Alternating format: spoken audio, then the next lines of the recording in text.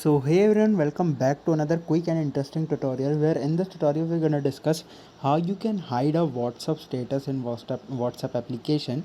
So basically it's a very simple process. If you want to hide someone from your WhatsApp status section, then you can do that and they won't be visible in your WhatsApp status section. So all you have to do is to basically simply open the WhatsApp and go to the status section. When you go to that section, you will see multiple statuses of people.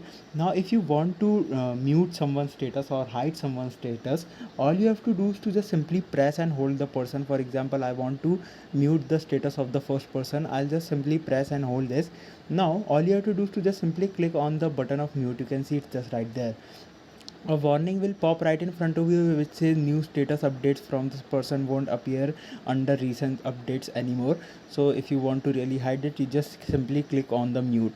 Now the person's status has been hidden. Now if you want to find the person's status, even if it's hidden, all you have to do is to just simply scroll down till the lowest of the section, and then you will see an option of muted updates. You can see just right there. You have to just simply click on this option, and then you will see the muted status will visible right in front of you. So you can do this with multiple profiles and multiple peoples. And if you want to again take this back to the normal status, or you want to unhide it, all you have to do is to just simply press and hold the same status. Then it will ask for a pop-up permission. Then you have to click on the button of unmute.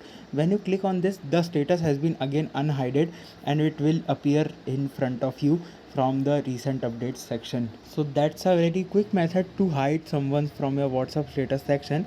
I hope this video will be interesting and helpful for you. Make sure to hit the like button and subscribe button for more such helpful and interesting tutorials. See you in the next one. Take care.